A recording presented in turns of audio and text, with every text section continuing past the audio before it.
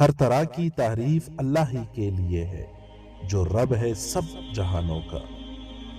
اللہ تعالیٰ نے جو بھی بنایا ہے اسے بیکار نہیں بنایا، اور خاص طور پر اس نے اپنے مخلوق میں اپنی قدرت کی نشانیاں رکھ کر اہل دانش کو متوجہ کیا ہے کہ وہ اس کی مخلوق کو پڑھے، اس میں موجود اس کی نشانیوں کو تلاش کرے اور اپنے رب کو پہچانے۔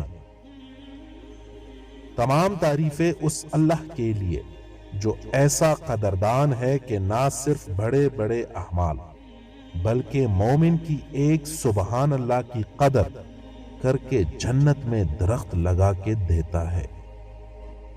اس رب کو پہچانو جس نے انسان کو کمزور اتنا بنایا کہ ایک نیند سے بھی نہیں لڑ سکتا، اور نوازا ایسا کہ ساری مخلوق پر روب جمائے بیٹھا ہے۔ پہچانو اس رب کی قدرت کو کہ جس تپتی زمین پر انسان کے لیے 5 منٹ چلنا مشکل ہے، اس تپتی زمین پر اونٹ میلوں کے سفر طے کرتا ہے۔ کیا بینس کے اندر دودھ ہم بناتے ہیں؟ کیا بینس خود اتنی عقل مند ہے کہ گھاس میں سے دودھ بنا لیتی ہے؟ پھر وہ کون ہے؟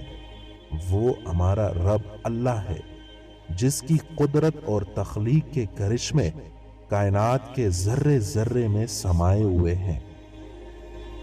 ایک ہی زمین پر ہزاروں درخت کھڑے ہوں لیکن گلاب کی خوشبو صرف گلاب کے پھول کے اندر ہی جاتی ہے۔ کون ہے جو اتنے انصاف اور درستگی کے ساتھ قدرت کا یہ نظام چلا رہا ہے؟ بے شک وہ اللہ ہے۔ پرندوں کو دیکھ کر دل پکار اٹھتا ہے کہ کوئی تو ہے جس نے ان بے سمجھ ان بے زبانوں کو اڑان سکھائی ہے۔ بے شک وہ رب اللہ ہے۔